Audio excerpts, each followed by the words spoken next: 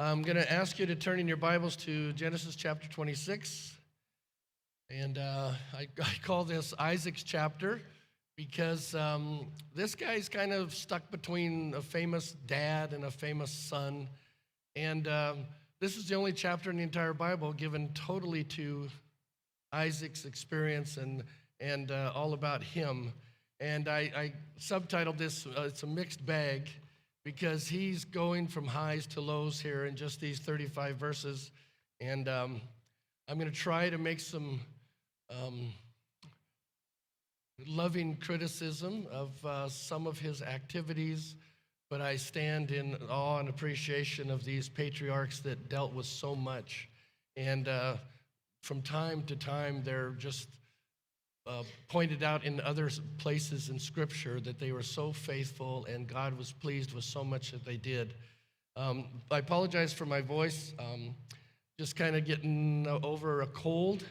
And the good news is I usually only have 2 colds a year. The bad news is they last about 6 months. So I know some of you are dealing with allergies and everything. So isn't this a great time of the year, though? It's beautiful out there. And I was lucky. Julie and I were on vacation a couple weeks ago, and Carl was here preaching, and then I got to go to a pastor's conference just last Tuesday in Huntington Beach, of all places. And I'm going to bring you back some good news for a change. The pastor's conference was hosted by Jack Hibbs, Calvary Chapel, Chino Hills, but he's kind of been on the forefront of preaching that the church is essential and preaching that God has given us certain inalienable rights and we need to express those and exercise those as best we can. And it's called Come Back California, and he had a lot of speakers there that are doing, they consider themselves legal missionaries. They do pro bono work for Christians who are being drugged before the courts for just exercising their religious liberties. And they represent churches and denominations and organizations. And just so before I give you the bad news here in this opening verses of chapter 26, I just want to hang in there because I'm going to close with some really good news that the church is marching forward. And God's promise that he would not allow the gates of hell to prevail, it's being evidenced all over the place. And it's just a matter of us being courageous to walk in faith instead of fear. One of the things that Isaac does here is that he goes within the space of 2 verses, he goes from an extremely strong faith statement. The very next verse, he's folding up his tent and he's fearful. So that could happen for us. So be alert and hang in there till the end of the message. 7 points I'm just going to give you real quick, and then we'll kind of home in on some details. One of the things that starts right off the bat here, chapter 25, Abraham has passed away. In fact, Abraham starts a second family. In chapter 25, he marries a woman named Keturah, and Abraham's still cranking out babies, even at his advanced age. He has a bunch more children, but we're not told anything much about it except that little bit in chapter 25, and then it immediately picks up with Isaac. Why? Because Isaac becomes the focus of the Abrahamic covenant. Abraham obviously was the first recipient, and then in verses 1 through 6 here, God is, now the narrative is going to be picked up, and it's going to start focusing on Isaac. Abraham is off the scene, and this chapter is really all about Isaac. Now there was a famine in the land besides the previous famine that had occurred in the days of Abraham. So Isaac went to Gerar, to Abimelech, king of the Philistines. It's over on the coast, on the Mediterranean Sea. And sojourn in this land, and I will be with you. So God appears to him in verse 2. First time Isaac's had a really powerful interchange since he was up on Mount Moriah about to be killed by his dad, sacrificed. And God intervened, and then 50 years, maybe, almost 50, 40 plus, silence. Verse 2, and the Lord appeared to him and said, do not go down to Egypt. Stay in the land of which I shall tell you. So the first test here, right off the bat, Isaac, you're my boy. I'm going to do incredible things through you. And the first thing I'm going to do, I'm going to send a famine. Aren't you glad? It's a test. And Christian, do not be surprised at the fiery ordeals that you find yourself in. Your faith is frequently tested, and it's a twofold purpose, to strengthen your faith, but also to be a testimony to those watching. And Abraham wasn't a real good example all the time about his testimony in front of people. Sometimes he excelled. Other times he lied through his teeth, threw his wife under the bus, so to speak, a couple of occasions. And we're going to see here that Isaac does the same thing. But God is selecting Isaac to carry on the Abrahamic covenant. And oh, by the way, I'm going to send you a famine. And I'm going to test you because I'm going to give you a commandment. Don't run to Egypt. Trust me. Sojourn, verse 3, in this land, and I will be with you and bless you. For to you and to your descendants I will give all these lands, and I will establish the oath which I swore to your father Abraham. The Abrahamic covenant is the framework not only of the Old Testament, but a lot of the prophetic New Testament hangs on the Abrahamic covenant, the original promises God made to Abraham and his descendants, not all of his descendants through Isaac, the son of promise. Now, if you read the Quran, which I don't recommend, but it makes the claim in there that Ishmael was the son of promise. Well, it makes a lot of foolish claims that we can just dismiss at the outset. God is selecting Isaac, and he says in verse 4, here's another part of the covenant, I will multiply your descendants as the stars of heaven, and will give your descendants all these lands, and by your descendants all the nations of the earth shall be blessed. So the land, the seed, the descendants, and a special person in that genealogy would be Jesus Christ. So not seeds plural, seed singular, Jesus. And then also the blessing that this descendant of yours and your very presence in the world, I talked about this a couple of weeks ago, how Israel is excelling in areas of science and environmental stuff and producing equipment that is giving other nations the blessings of longevity and health and types of. So he says, I'm going to give you the land, I'm going to give you the descendants, and I'm going to give you, you'll make you a blessing among all the nations of the earth, because Abraham, verse 5, obeyed me and kept my charge and my commandments and my statutes and my laws. So first test, here's a famine. I don't want you to leave this country. In fact, Isaac is the only patriarch that only had one wife, and he never left Canaan. So A+ on this test first. Verse 6, so Isaac lived in Gerar. Now, in verse 7, he flips from this incredible act of faith. Okay, God, I heard you. I'm staying in the country. I'm going to settle right here. And then what happens immediately, verse 7, when the men of the place asked about his wife, he said, she is my sister. So here he's repeating the sins of the father. And the third time is not a charm, by the way. Abraham did this twice. At least in Abraham's case, Sarah was his sister, at least a half-sister. Isaac is lying just about the whole thing. Rebekah was a distant relation, but she certainly was not a sister. But what does he do? He passes the first test. He stays in the country.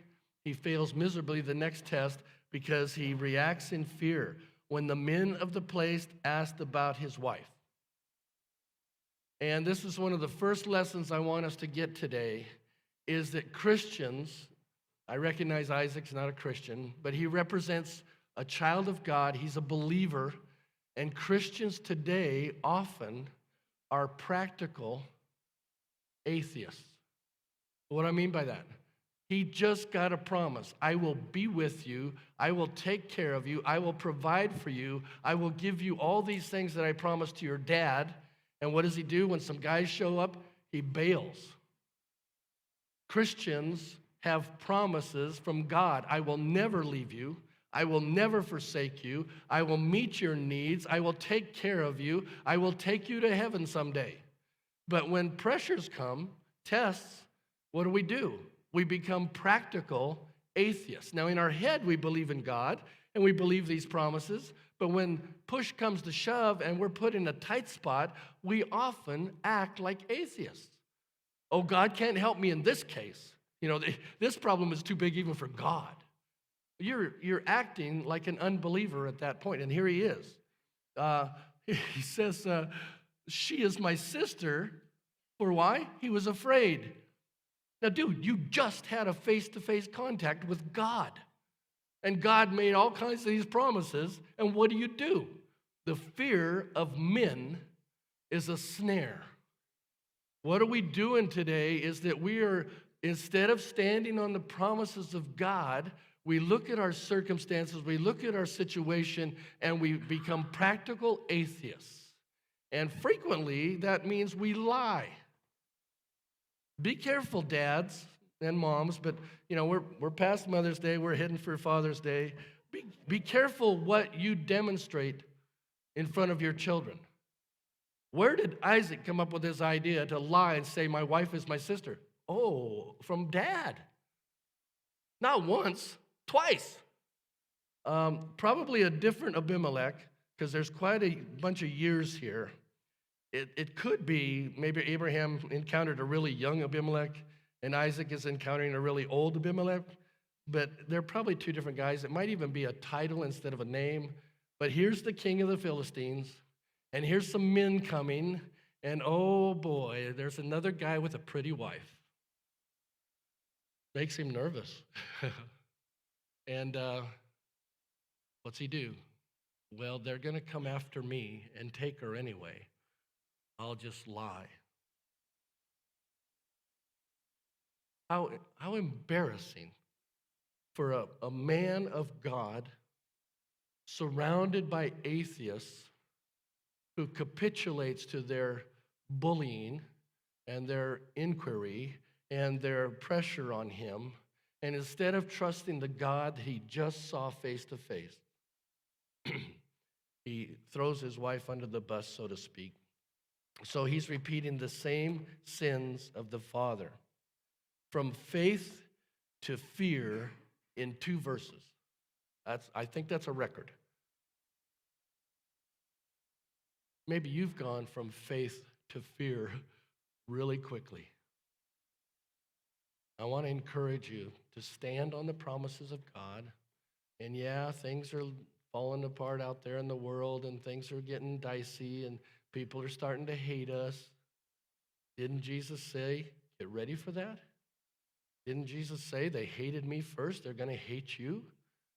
Hey, take that as a sign you're doing something correct. You know the old adage, when you start getting flack, that means you're flying over the target.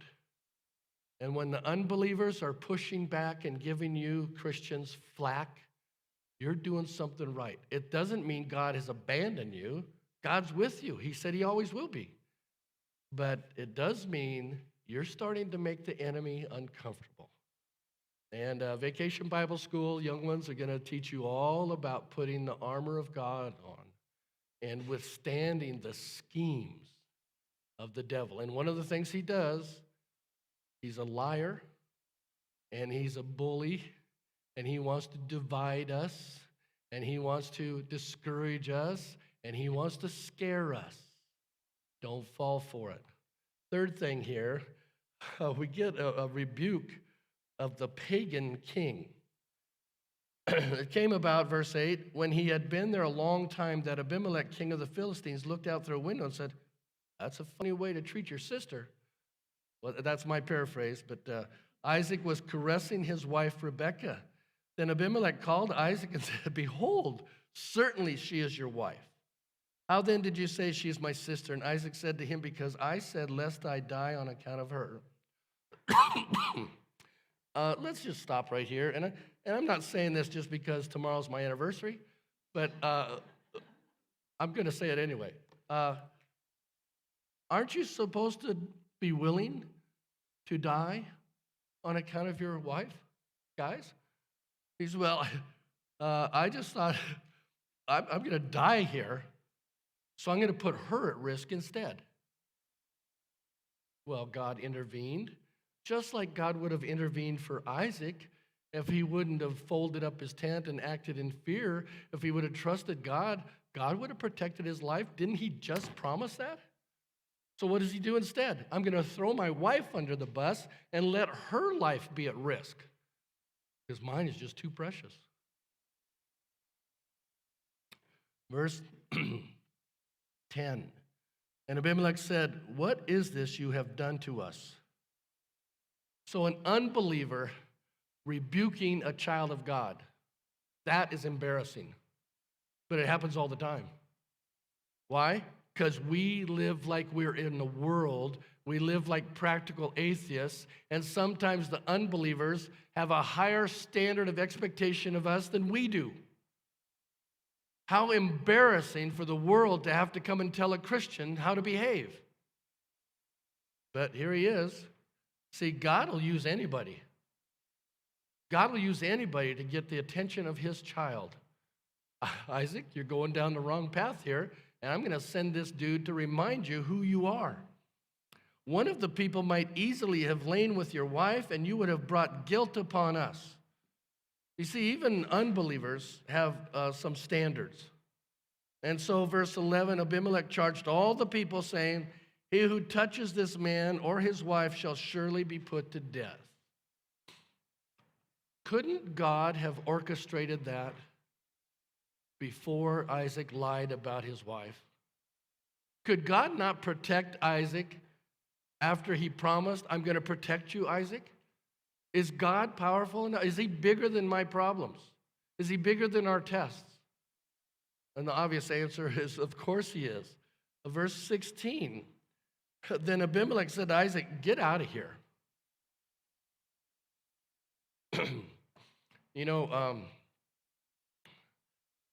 I'm probably guilty of this, and maybe some of you are too, and I don't want to be, but the idea that participating in the community, trying to bring a Christian viewpoint, not the Christian viewpoint, but a Christian viewpoint.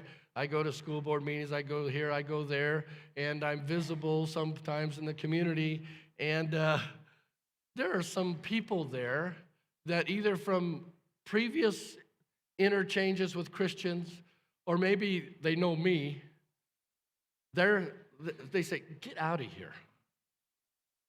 We don't want your kind here. And then you have to decide, well, am I going to listen to their bullying? Am I going to listen to Satan's deceptions? Am I going to try to bring salt and light to that situation? And I'm going to stand in firm faith. God has me here for a purpose, and I will not leave. But we're going to see here in just a second, Isaac did. God says, Isaac, stay put. Don't go off to Egypt. And some bully comes with a bunch of guys, and your testimony stinks among us. You put us at risk. Get out of here. And what's Isaac do? Okay, he departs from there, verse 17. What? What is it about Christians that we are so prone to retreat? Before we even engage in the battle, we back off. Oh, Jesus doesn't want me to fight. Jesus doesn't want me to, get down and get dirty. This guy told me to leave. I guess I have to tuck my tail between my legs, and I'm leaving. I don't want to be too hard on Isaac because I think I'm going to see him in heaven. But this guy crashed. You get the rebuke of the pagan, and when a Christian is rebuked by an unbeliever, man, that is never a good thing. But it gets better here in verse 12. Now Isaac sowed in that land and reaped in the same year 100-fold, and the Lord blessed him. So that's going to torque these guys off even more. You got a bad testimony, you lied about your wife, and now you're sowing here and harvesting 100-fold. We never could do that. And the Lord blessed him. And the man became rich and continued to grow richer until he became very wealthy, for he had possessions of flocks and herds and a great household, so that the Philistines envied him. And then they say, get out of here. Verse 15, now all the wells which his father's servants had dug in the days of Abraham his father, the Philistines stopped up by filling them with earth. Yeah, here's another example. Abraham, you lied to us, and God blessed you anyway, and you became wealthy, and you had all these herds and flocks, and just get out of here. Now it's happening with the next generation, and they would rather fill up the wells. Water's important back there, man. There's, if any of you have ever traveled there, there's nothing but dirt. Until God started blessing the people after 1948, and Israel is blossoming now. The deserts are blossoming with all kinds of fruitfulness. But here, God blessed him. By the way, first farmer in this family. Abraham wasn't a farmer. Abraham was a herdsman. Now Isaac, he's a herdsman too, but he plants some stuff. And he reaps in that same year 100-fold. Why? Because God promised to bless him. That could have happened earlier. For he had possessions of flocks and herds and a great household. Now all the wells which his father's servants had dug in the days of Abraham his father, the Philistines stopped up by filling them with earth. And now they're continuing that. That happened earlier when Abraham was still alive. Now they're continuing it again. And they finally just point blank look him in the eyeball and say, get out of here. What does he do? He retreats. He retreats in the face of opposition. As I mentioned, we all too often practice practical atheism. A little bit of pushback, we withdraw. You know, the devil and the world, they're thieves. I mean, let's just say it like it is. The devil is a thief. He's a liar. He's a murderer. But as far as a thief goes, what do they do? Worldly people steal what God has blessed his children with. I mean, just think about it. These guys stole the land. This whole area was promised to Abraham, and he never took full control of it. Now, in the first 6 verses, it's promised to Isaac. This land is yours. That includes the wells, by the way. And what happens here, these bullies come along, and they had already filled up the earlier wells, and now they're going to start fighting over these wells. Verse 18, then Isaac dug again the wells of water which had been dug in the days of his father Abraham, for the Philistines had stopped them up. But when Isaac's servants dug in the valley and found there a well of flowing water, some of your translations might say living water, it's like an artesian. Verse 20, the herdsmen of Gerar quarreled with the herdsmen of Isaac, saying, that water's ours. The world are thieves. Now, I don't mean to say every non-Christian is as bad as they could possibly be. But they're sinners. They're selfish. They're envious. In fact, it even said that already here, that these people envied the way God blessed Isaac. And so what are they going to do? They're going to, stopping up the wells previously wasn't good enough. Now this one's really flowing. We're going to claim it for our own.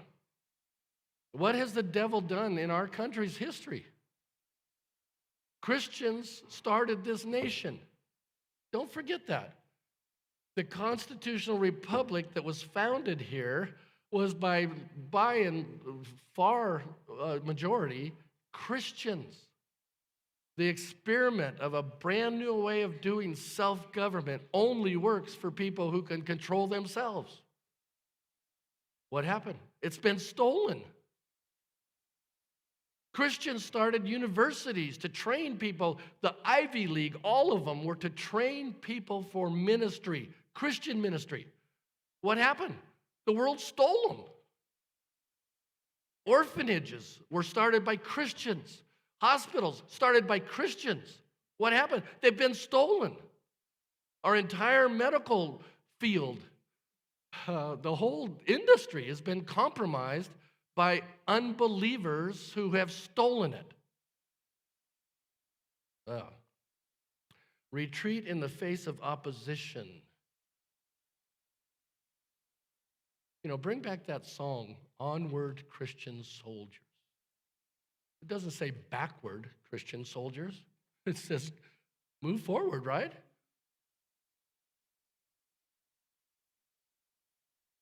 So, what does he do? Well, the herdsmen say they quarreled over that living water. That's ours. So he named the well Essek because they contended with him. Verse 21, then they dug another well and they quarreled over it too. The world isn't satisfied. You give a little inch thinking, well, if I'll sacrifice this well, I know it's abundant and my guys dug it, but they'll be satisfied if I just give them this much. Are you kidding? That never works. Ask Israel. They give up a piece of their land hoping for peace and they're bombed. Ugh. They dug another well and they quarreled over it too, so he named it Sitnah, opposition. Verse 22, and he moved away from there and dug another well, and they didn't quarrel over that. He put enough distance, evidently. Moving away from the land that God had promised him and his descendants. He said, it's not worth fighting for. I wonder, there's no charge for this one, I'm just kind of thinking out loud. I wonder if Esau started to get his attitude about his birthright from his dad buckling under pressure. Isaac, this is your birthright. This whole land is yours. Well, no, there's opposition. There's contention. All I want is peace. So I'm going to move. I wonder if Esau, I'm just thinking, he started to develop, because that's how this chapter ends. Esau is torqued at his mom and dad. Torqued is the Living Translation here. He deliberately marries unbelieving wives. Why? Because it makes mom and dad mad. Where do you get that attitude? Well, he's a sinner, I know that. Number 6, he does return to the place of blessing, Beersheba. That's where God did a lot of neat things in Abraham's life. Verse 23, he went up from there to Beersheba. And the Lord appeared to him a second time. In fact, the very same night. I am the God of your father Abraham. Do not fear. I think that's the most prevalent commandment in the Bible. I counted it one time in my concordance. It's like over 150 times God says to his people, do not fear. What is the church right now? We're fearful. Of all the times that the church, the world needs a committed, courageous, competent, confident church, we're wimping out. We're afraid to say anything. We won't engage with the world. Now, maybe as I've preached in the recent past, there might be times where we withdraw and say, okay, we've been preaching and you're hating us. We're going to start a new work. There might be times like that, but here he is. Do not fear. I will bless you and multiply your descendants for the sake of my servant Abraham. He says it a second time in this same chapter. So he built an altar there and called upon the name of the Lord. Well, okay, now he's back in a place where he can be blessed by the Lord. I think this means he is publicly acknowledging and worshiping God in front of other people. He's not hiding in his closet, praying to God here. He built an altar and called upon the name of the Lord, a public worship. He pitched his tent there, and there Isaac's servants dug a well again. We find out here in a little bit, they come that very same next day and say, oh man, this well is abundant. It's coming through. But right now, verse 25, he calls upon the Lord. He builds an altar. He's publicly declaring his trust. He's demonstrating, my God is Jehovah. And then his servants, we need a well. Man, we got camels, goats, sheep. We've got oxen. We've got a lot of animals here. We've got to water them. So they're off building another well, digging another well. 26.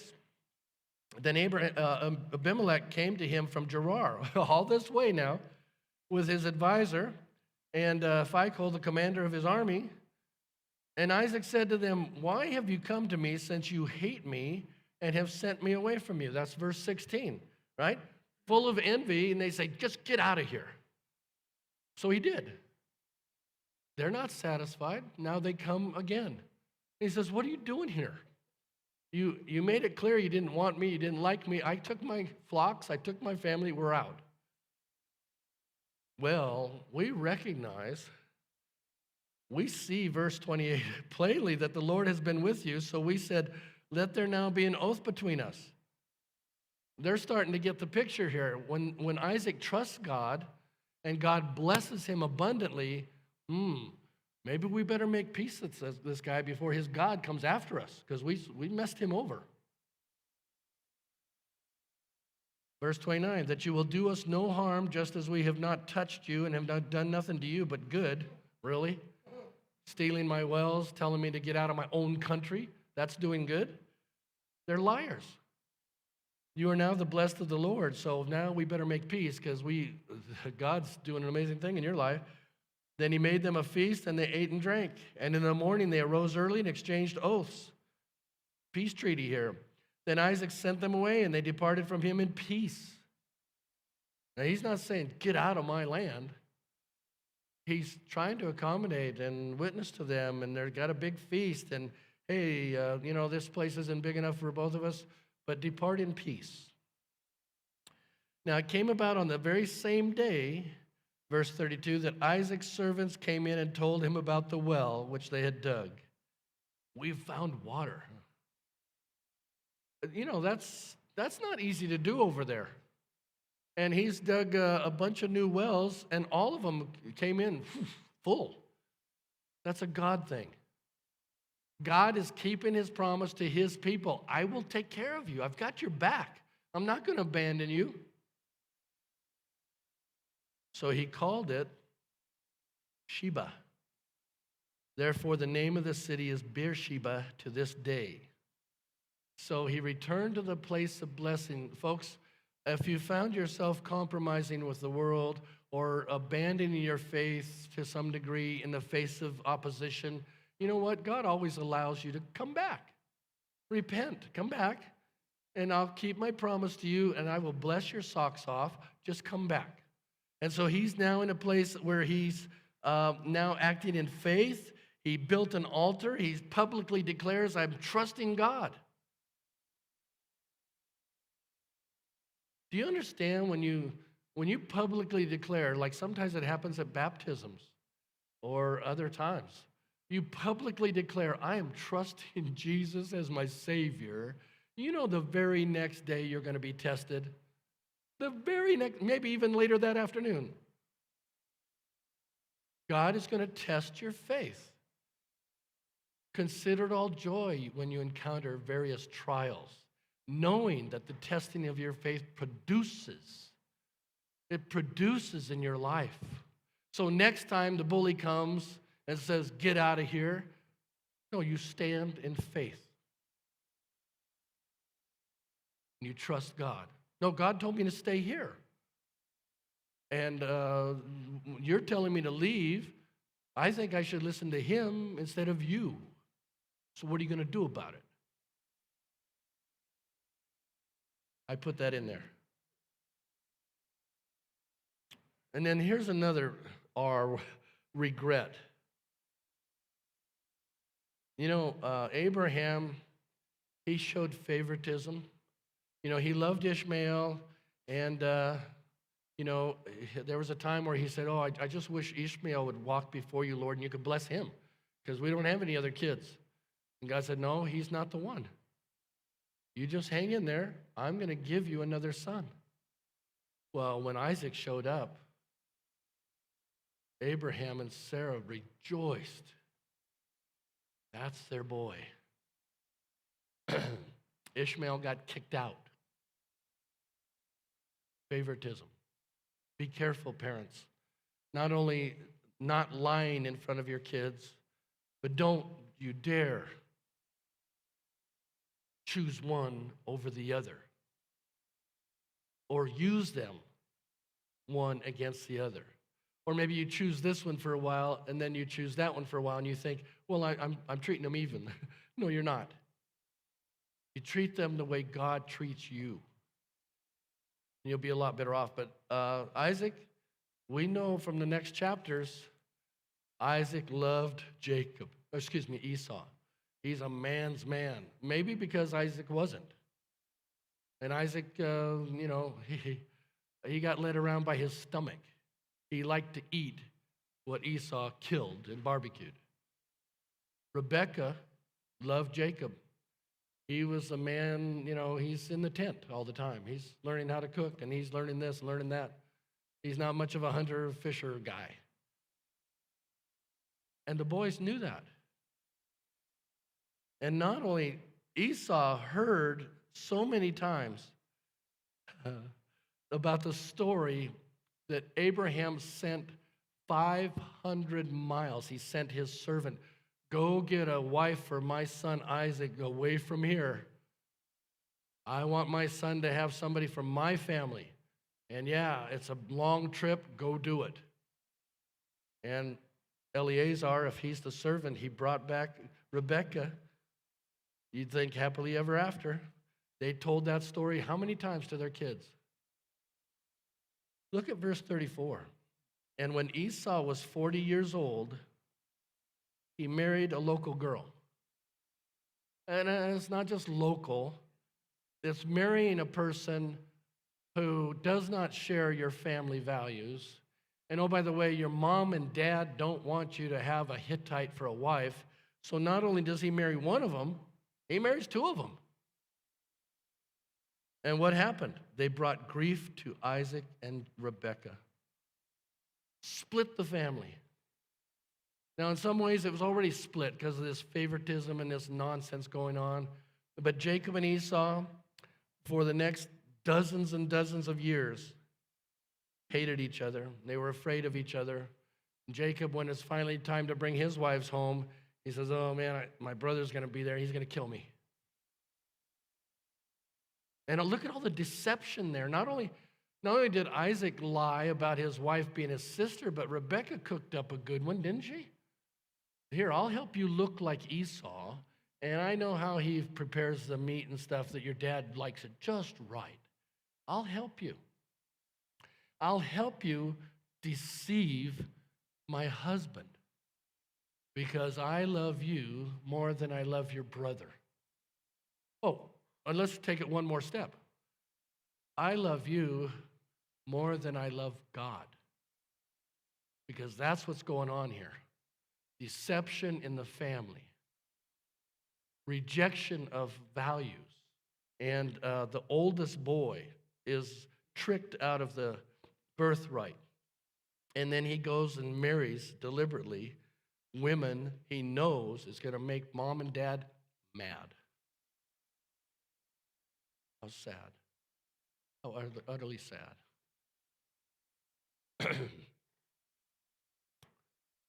Now, in the next 5 minutes, we'll end up here soon, but this is kind of heavy duty. I want to give you some good news that I heard down at this conference. I don't know if you've ever heard of Kelly Shackelford, but he's the founder of First Liberty Institute. And what do? They defend Christians from bullies, okay? So if somebody comes along and says, "That's my well, you Christian, get out of here," This guy will come to your aid pro bono. They're just supported by donations and by some of the best legal minds in the United States will defend you free. If you have a religious liberty case, somebody is censoring your speech, or somebody doesn't want your church built somewhere, or they're trying to take away your kids or take away your right to educate your children, Mr. Shackelford will come to your aid. It says here he's got a 90%, not just him, his organization, a 90% win rate in his cases. That's unheard of. If you can get a lawyer that's better than 40%, snatch him up. These guys win 9 out of 10 cases, and they only take defense of Christians with religious freedom issues. And within the last year, in fact, June, next week will be a year. Check this out. They won the Maine school choice Supreme Court deal June 22nd last year. The state of Maine came down against homeschoolers and pressured them to fold up their tent, so to speak, and we're not going to give you any textbooks, we're not going to give you any support, we're not going to give you this, we're not going to give you that. These guys fought it all the way to the Supreme Court. They won. Just a week later, June 27th, in a 6-3 decision, the U.S. Supreme Court upheld the right of former U.S. Marine and Bremerton, Washington high school football coach. You know this case. The guy that took a knee after the football game was over, took a knee on the field and prayed. They arrested him. He lost his job as a coach. 15 years he fought this in court. June 27th last year, they won. So coaches, parents, moms and dads here, you have the right to educate your children the way you see fit. The Supreme Court said that. We already knew it.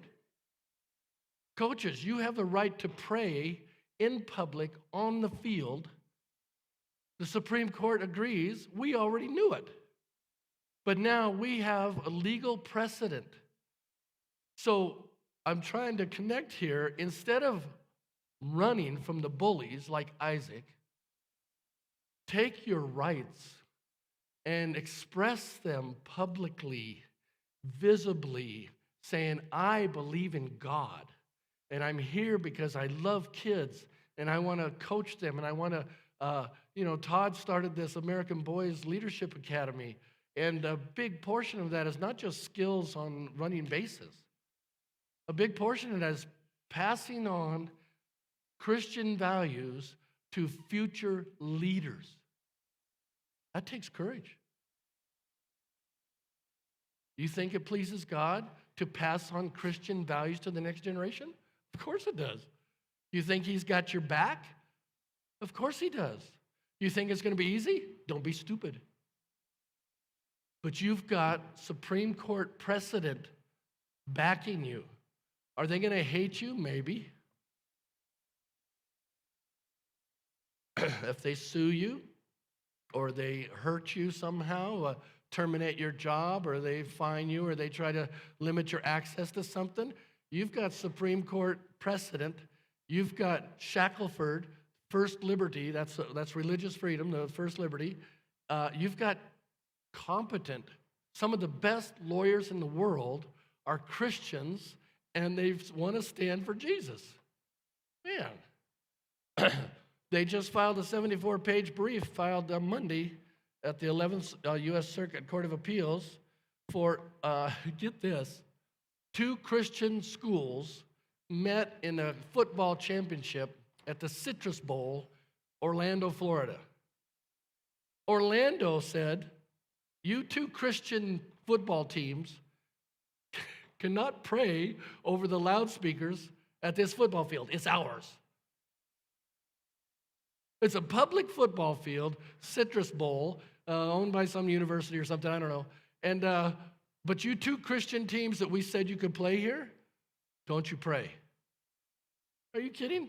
74 pages. They're going to win this one too.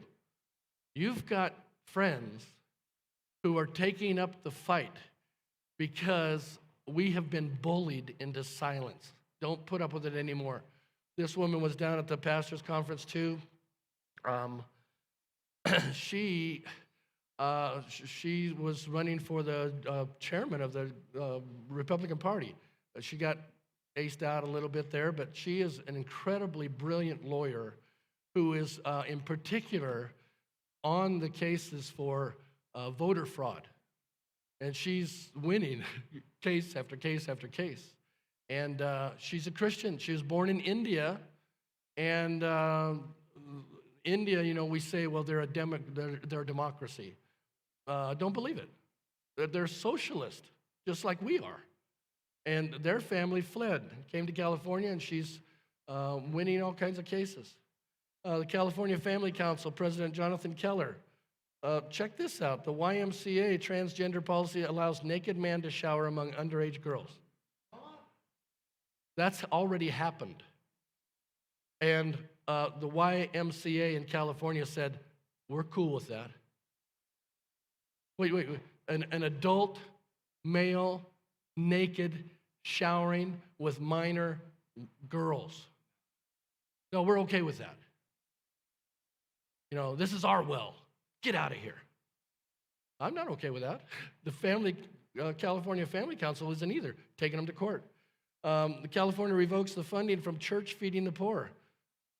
A big Catholic church, and it went on, it was a national case in Washington, D.C., but in California, they're getting away with it so far, defunding this charity that helps poor people get meals, get clothing, get lodging. Oh, well, you don't agree with LGBT? We're shutting you down. They're going to be in court. Bill threatened to remove children from parents. That's on the back of your outline. Folks, this is already, this is taking the 2012 law another step. If this passes, the state of California can take your minor child and lodge them somewhere else and not have to tell you.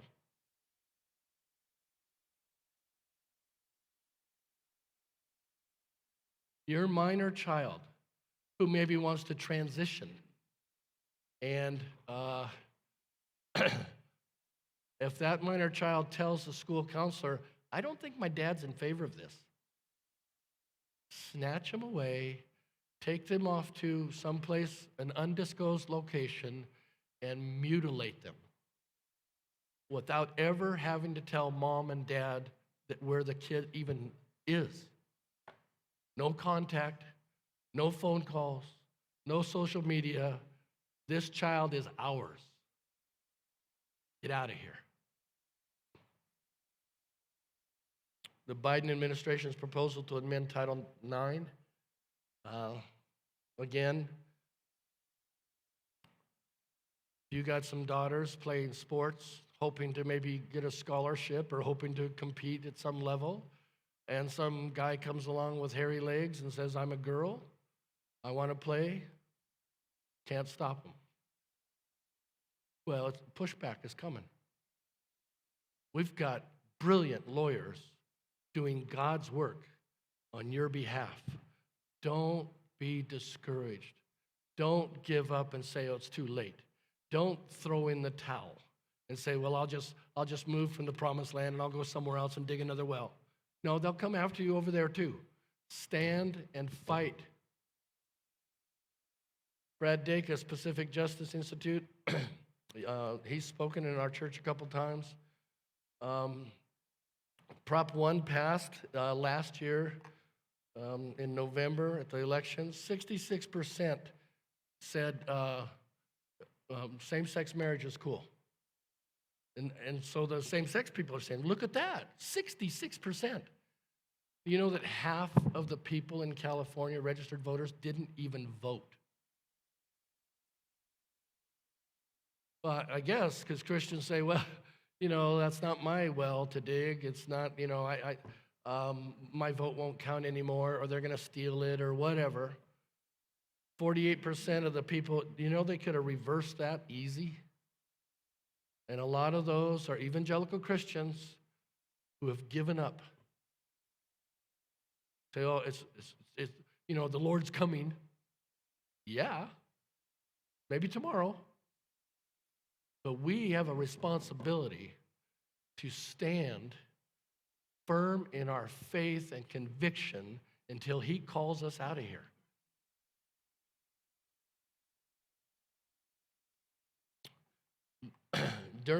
Right after or during that election process there where Newsom was so confident he was going to win that he diverted his donations to his reelection campaign to buying billboards in other states.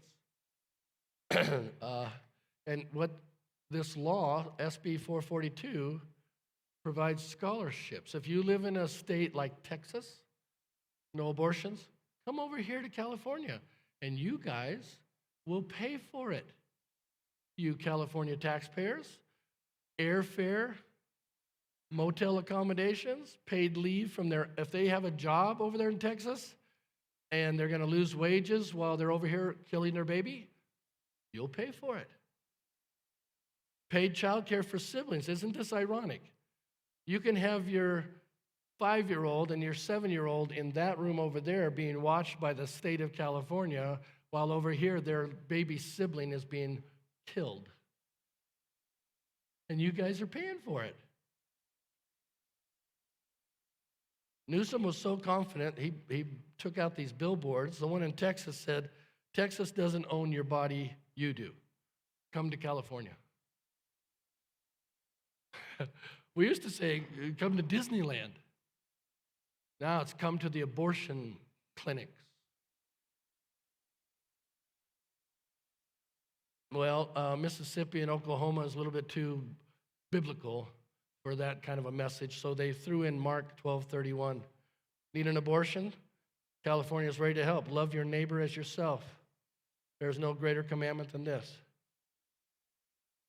But what about loving your baby? What about loving your neighbor lady who's in a crisis pregnancy, and you'll do whatever you can to help her keep that baby at least until birth and maybe adoption or whatever, but let's love our neighbor, yeah, but you don't do that by murder. So here's your encouragement. I went over time. Act in courageous faith at the start, and you will receive God's blessing sooner. Poor Isaac, he was digging wells all over the place, 3 or 4 of them, before he got in a place where he publicly acknowledged God and trusted God. I'm not going to move from here. I'm done with that running stuff. Well, in your life, there's going to be multiple tests come in. Stand for God early, and you'll receive more blessings a lot sooner. Second thing, act on the freedoms God has provided to us. You have the right to preach the gospel anywhere, anytime, to anyone. Do you understand that? Do I understand that? I have the God-given freedom to speak on his behalf to anyone, anywhere, anytime. If we're not careful, we're going to be just sharing the gospel with ourselves. And the world is going to go to hell. Love your neighbor enough to tell them the truth about Jesus. 3, act on the responsibility to raise our children as God intended and not based on the values of the world. Thank God for these guys who are defending homeschoolers. I know it's not easy. Thank God for these guys that are defending Christian schools. I know it's not easy. Act on the victories of past and present heroes to ensure their efforts are not in vain. I mentioned when I was going through the first few chapters of Genesis about God used me in 1981 to get an equal time amendment to our local school board in McLeod as a member of the school board over there. And it just said, whenever you teach whenever you teach evolution, you have to give equal time to the creation viewpoint. We got it passed. That's 40 plus years ago. And as far as I know, no parent has ever compelled the school board to obey their own amendment. Just like this Coach Joe Kennedy. He won the right for us to pray publicly at a football game. We already had the God-given right. He was courageous to fight a 15-year battle. Are we going to just forget about that? These people that are being compelled to participate in gay marriage with flowers or cakes or photography or whatever it is.